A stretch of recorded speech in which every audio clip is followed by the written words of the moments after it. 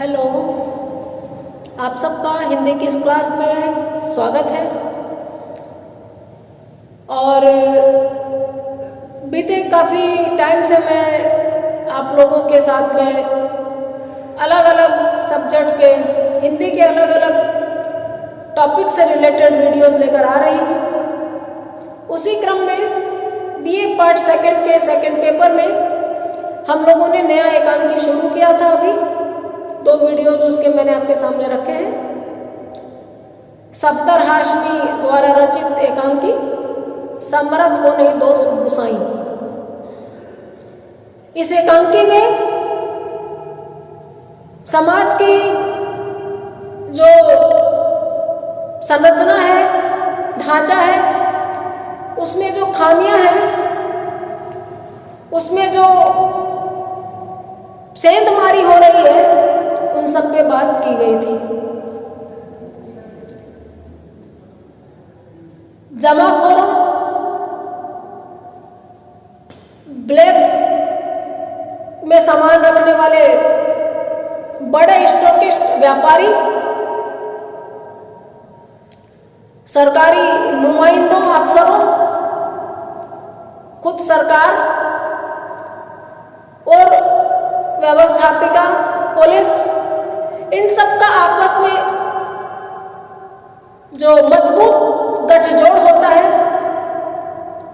वह जनता को किस तरह कमजोर करता है, व्यवस्था को जनता के पक्ष में नहीं रहने देता। इन सब पर हम इस एकांकी के माध्यम से चर्चा कर रहे हैं। सफदर हाशमी प्रतिबद्ध लेखक, सिर्फ लिखने के लिए नहीं लिखा, व्यवस्था परिवर्तन के लिए लिखा, समाज परिवर्तन के लिए लिखा। इवन जो संवाद है, छोटी छोटी चीजें हैं, उसमें आपको चमत्कार और अंधविश्वास के ऊपर कटाक्ष भी मिलेगा। आप पकड़ नहीं पाए, आप समझ नहीं पाए, ये आपकी कमजोरी है, आपको पढ़ाने वाले की कमजोरी है। एकांकीकार ने अपनी तरफ से दिमाग के जाले झाड़ने की भरपूर कोशिश की है।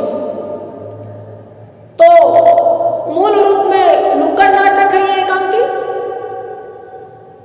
6 कलाकार हैं इसमें। 1600 से अधिक बार मंचन हो चुका। कहीं महंगाई की मार तो कहीं मदारी जमहूरी के नाम से इसको खेला गया, वंचित किया गया, जनता के लिए लिखा गया, जनता के बीच में खेला गया। इसलिए नुक्कड़ पे, चौक चौराहों पे, जहां आम आदमी जिसके पास टिकट के पैसे नहीं है, वो आए और हिस्सा बने, दर्शक बने। लाला के पास कई फोन आए।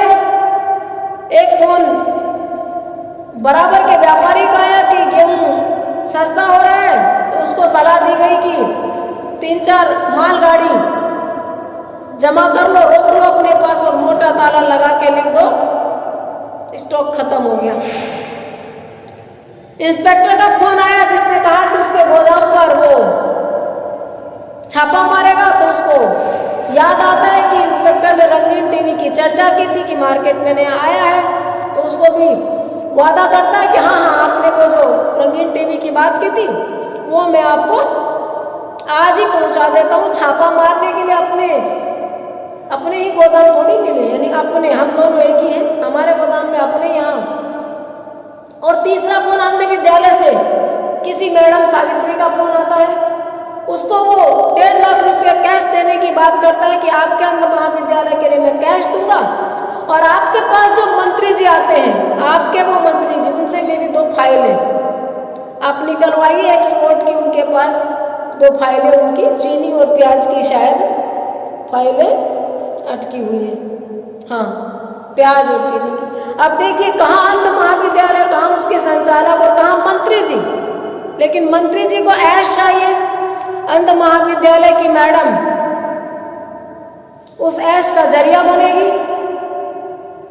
तो मंत्री जी से काम करवाने के लिए मैडम तक पहुंचना पड़ता, और मैडम तक पहुंचने के लिए रुपयों की सीढ़ी लगानी पड़ती।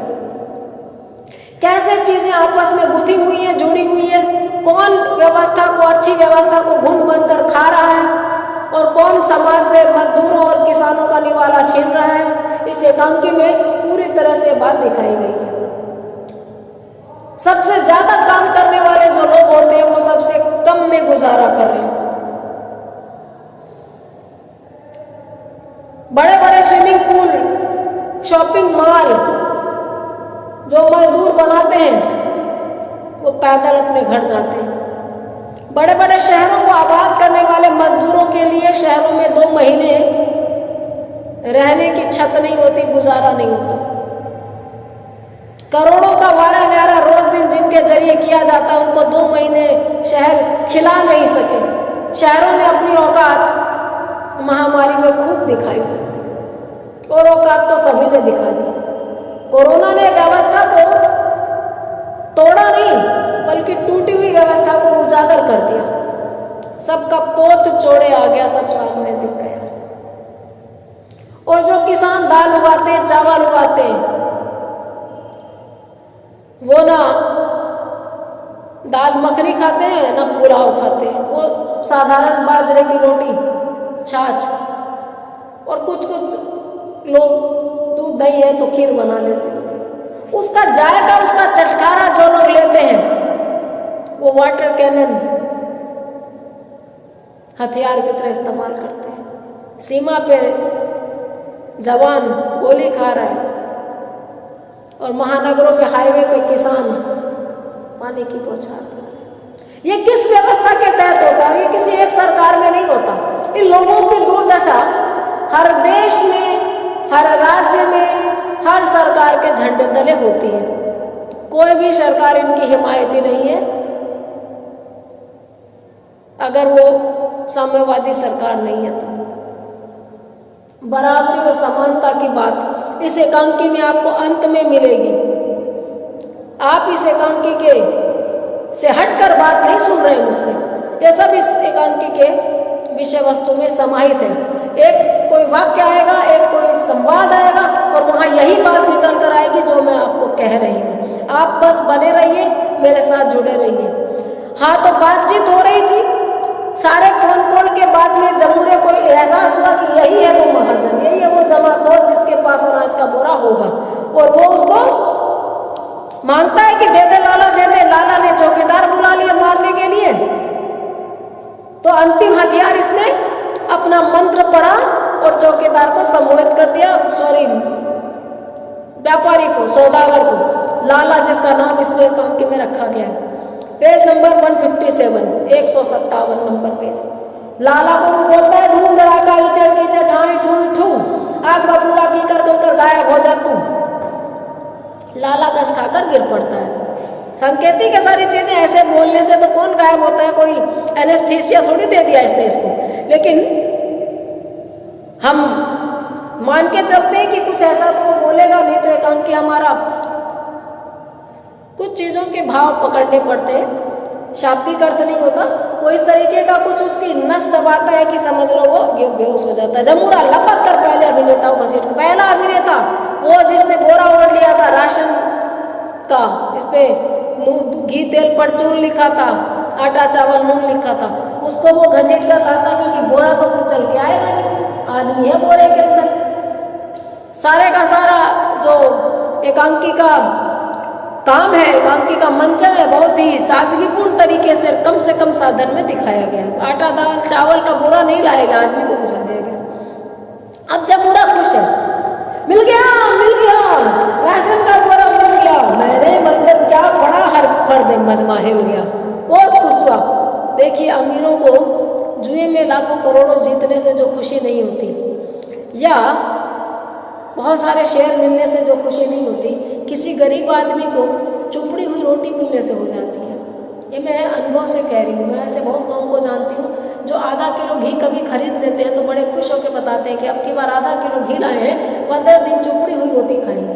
और उनको आप 2 किलो घी गिफ्ट कर दीजिए, 1 किलो घी गिफ्ट कर दीजिए, करके देखिए, अच्छा रहेगा। ऐसे लोगों को कभी राशन गिफ्ट करके देखिए। हालांकि चैरिटी किसी भी व्यवस्था में एक धब्बा है।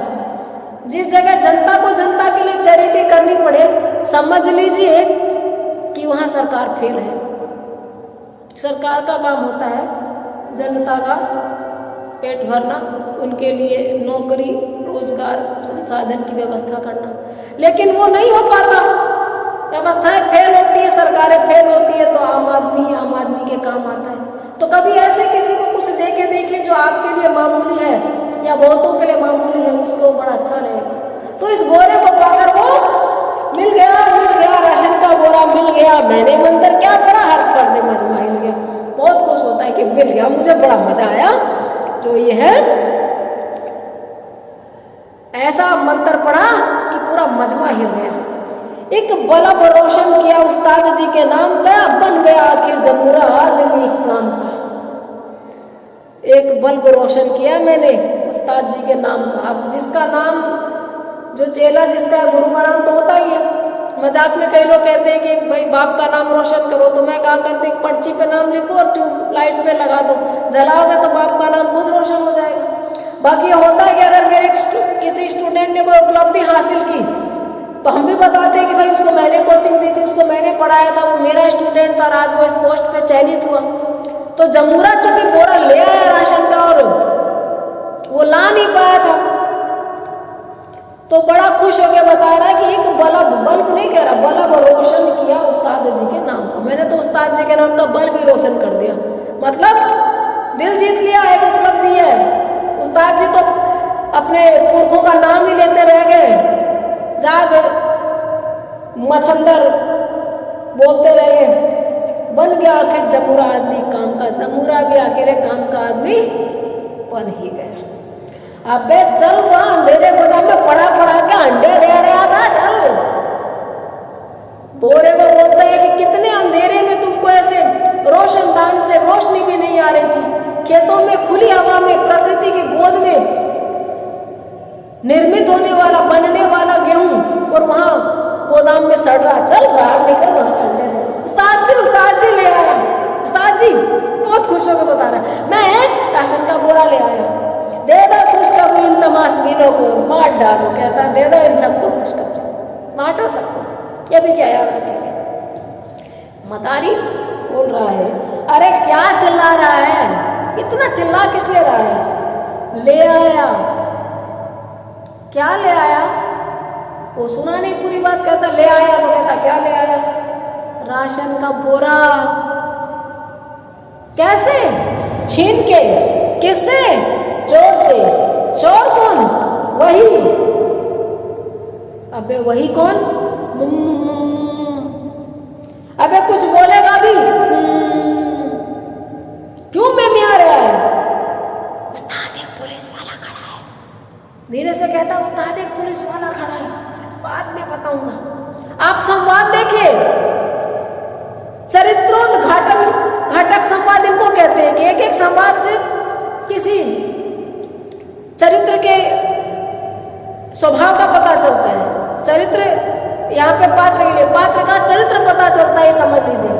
छोटे छोटे ले आया, क्या ले आया, राशन का बोरा। कैसे, छीन के, किससे, चोर से। चोर कौन, वही। अबे वही कौन, देखिए कई बार चोर इतना ताकतवर होता है कि उसका नाम भी जोर से नहीं ले सकते। आपने उसका नाम लिया, वो आपके साथ साहूकारी करेगा, आपके मानहानि का मुकदमा ठोक देगा। बेशर्मी में भी उनको शर्म नहीं आती। और ये फिर पूछ रहा है कि कौन है वो चोर, तो इशारा कर रहा है। फिर वो पूछता क्या सही बता, तो देखो क्या कहता है, उस्ताद जी अभी एक पुलिस वाला खड़ा है, उसके सामने नहीं बताऊंगा। आप बुरा मत मानिएगा, जो कोई पुलिस में हो, मेरे विद्यार्थी भी हैं, बुरा मत मानिएगा। देखिए पुलिस की छवि कैसी है। किसान कौन है, जो काम करते हैं दिन रात, और कांस्टेबल, पुलिस, छोटे जो कर्मचारी है पुलिस में कौन है, आम आदमी के बच्चे। तो एक आम आदमी को दूसरे आम आदमी के विपक्ष में ला दिया जाता है। एक डंडे खा रहा, दूसरा डंडा बरसा रहा, और दोनों की सामाजिक हैसियत बराबर है, कमाई उतनी सी है। छात्र आंदोलन करेंगे नौकरी के लिए, रोजगार के लिए, किसी परीक्षा में नकल को रोकने के लिए, किसी पेपर के लीक होने के बाद। उन्हीं जैसे ही जो अभी अभी बेरोजगारी से निपट कर बड़ी मुश्किल से जॉब लगे, वही पुलिस वाले उनको मार रहे होते। असल में गलती पुलिस वालों की भी नहीं है, क्योंकि वो नौकर हैं, नौकरी बजाते हैं, उनका रिमोट कंट्रोल तो आला कमान के हाथ में होता है। लेकिन आमने सामने, जैसे अंग्रेज भारतीयों को सेना में पुलिस में भर्ती करती थी और एक भारतीय दूसरे भारतीय की मुखबिरी करता था, एक भारतीय दूसरे भारतीय को पुलिस बन के मारता था, अंग्रेजों का काम आसान करता था अपने ही देश वालों को, वही हाल यहाँ पे। तो पुलिस पर भरोसा नहीं है बहुतों का। पुलिस जिस पे जोर चलता है उसमें तो मास्क नहीं है तो डंडे बरसा देगी, स्पीड से ज्यादा होने पे चालान ले लेगी, ट्रैफिक पुलिस हो कोई हो।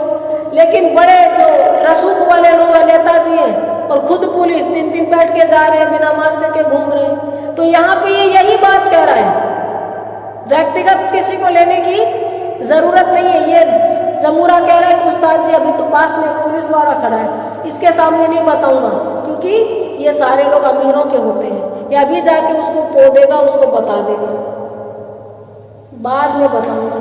अपना भरोसा इस तरह से संस्थाएं खो देती है, न्यायपालिका खो देती है, व्यवस्थापिका खो देती है। जब वो जनता के लिए न्याय रहकर सरकारों के लिए हो जाए तो यही होता है, जनता का भरोसा उठ जाता है। फिर मदारी पूछता है तो कहाँ है राशन का बोरा? जमूरा कहता है तुम्हारे पीछे पीछे पड़ा तुम्हारे।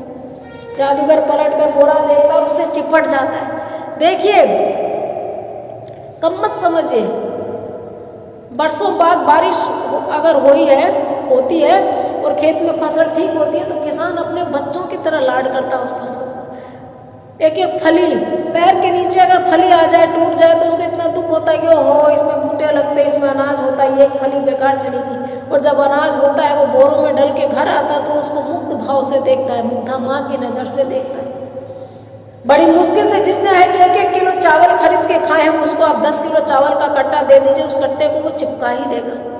तो मदारी ने राशन के बोरे को बाहों में भर लिया, चिपट जाता है, और मदारी कहता है विभोर होकर, हाय वक्त की ऐसी तैसी।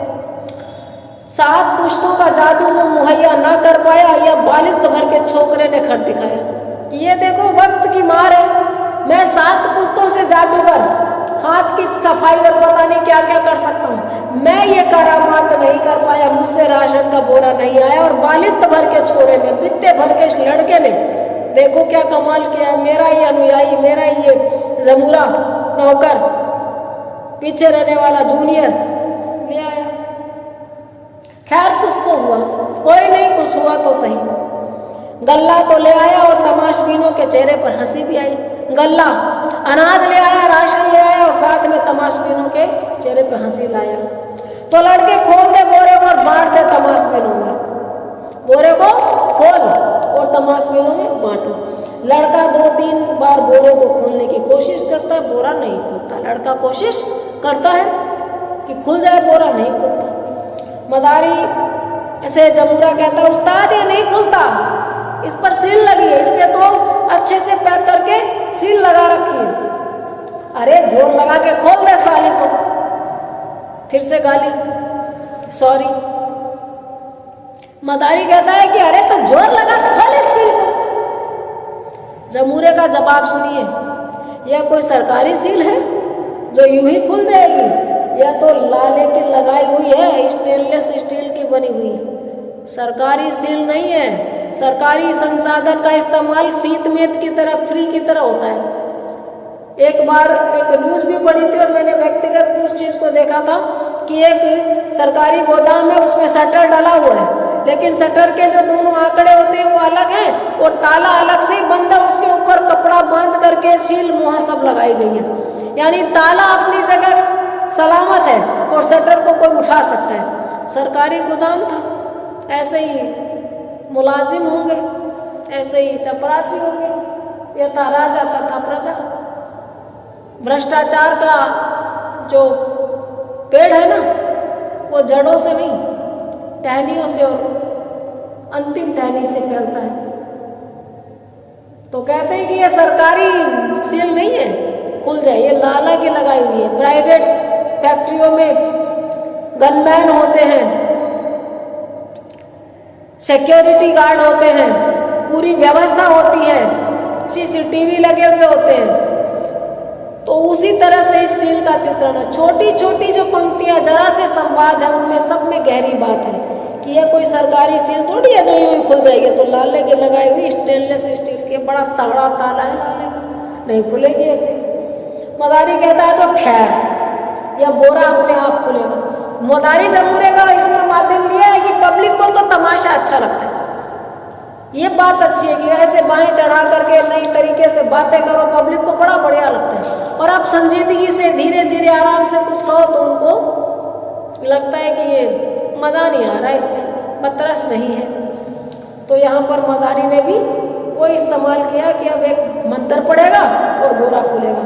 बेजुबान बेबस बेकस बेजान बांगड़ू बोरे, दंड फेल कर देख तिलिस्मी टूटेंगे यह डोरे। मंत्र लगते ही प्राणी तू पा जाएगा वाणी, होकर तू आजाद कहेगा अपनी स्वयं कहानी। हैफ मर्देन के जादाएम रुसिया तिलिस्मे जादूबूद, पानी का पानी और दूध का दूध गिली गिली गिली गिली फू। कि ये बेबस बेकस बेजान बांगड़ू बोरा, ये बोरा निरीह है, निर्बल है, सताया हुआ है, गरीब है, दयनीय है, असहाय है।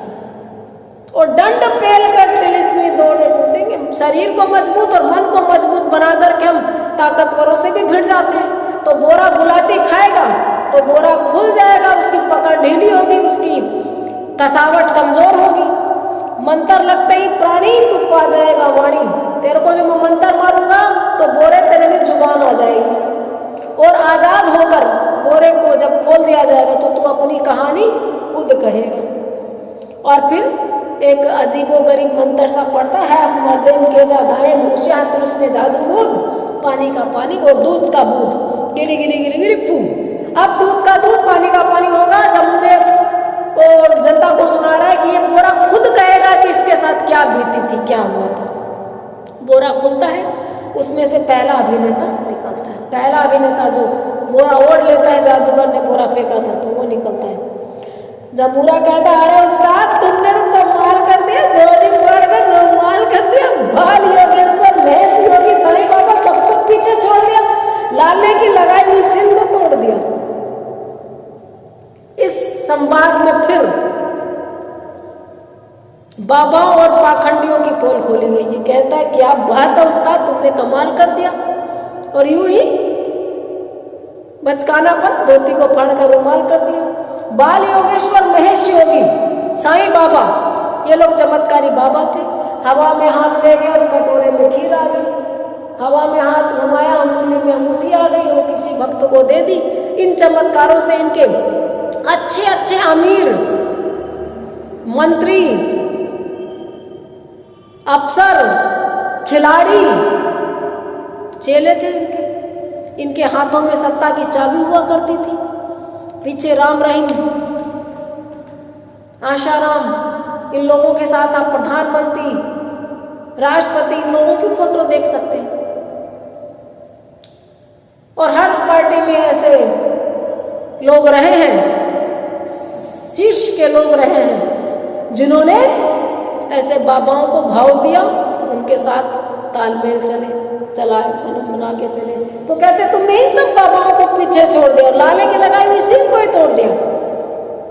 मदारी कहता है हाँ तो मेहरबान, बोरा आपके सामने और अपनी दास्तान आपको सुनाना चाहता है। मेहरबान कदरदान, ये देखिए बोरा आपके सामने और आप खुद अपने मुंह से अपनी कहानी सुनाएगा।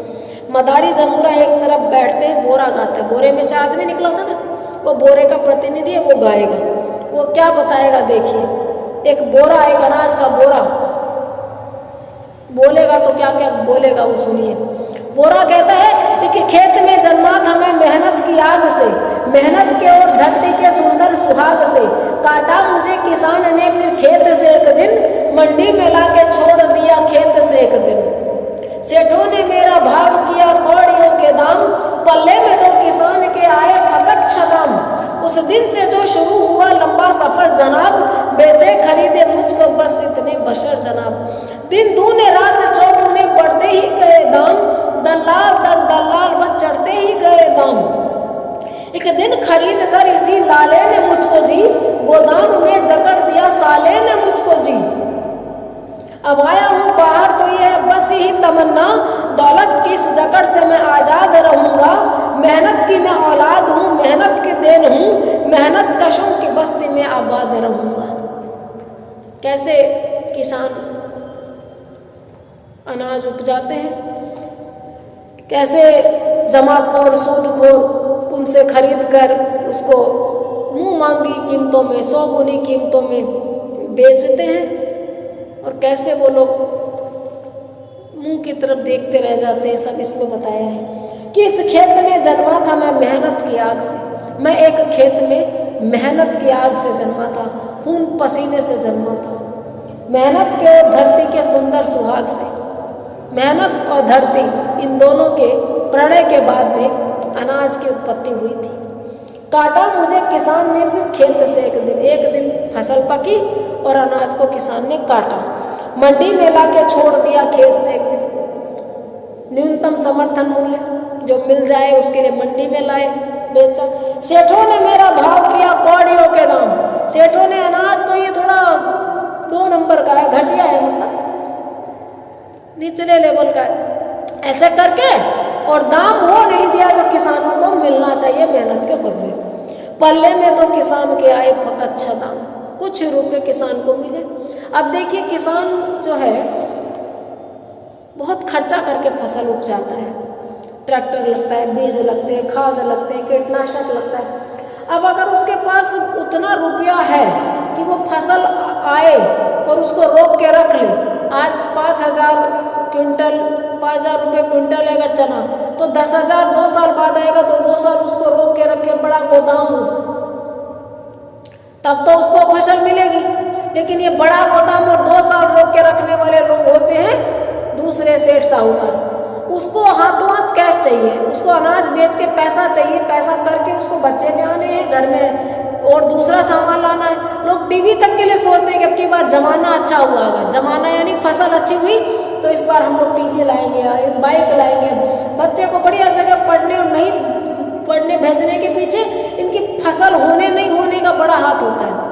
तो इनको तो उतना गुंजाइश इनके पास नहीं होती कि वो रोक करके अनाज को रख सके। छोटे जो किसान हैं वो ले आते हैं मंडी में, और मंडी में जो सेठ है वो जानबूझ के इनको बहुत कम दाम देते हैं। उसके बाद उसका भाव बढ़ना शुरू होता है, किसान अपने थोड़े से पैसे लेके चल जाता है। उस दिन से जो शुरू हुआ लंबा सफर जनाब, बेचे खरीदे मुझको बस इतने बशर जनाब। किसी और व्यापारी ने उससे ऊंचे दाम में ले लिया, किसी और स्टॉकिस्ट ने उससे ऊंचे दाम में ले लिया, किसी से उससे ऊंचे में ले लिया। बस एक शहर से दूसरे शहर, एक गोदाम से दूसरे गोदाम, इस ट्रक से उस ट्रक में लदना और उतारना, ये सफर इसका शुरू हो गया। और दिन दूने चौगुने दाम बढ़ते ही चले गए। दरअसल दलाल दर दलाल, एक दलाल ने दूसरे दलाल से बढ़ के दाम में लिया। अंत में ये महंगा मिलेगा पब्लिक को। एक दिन खरीद कर इसी लाले ने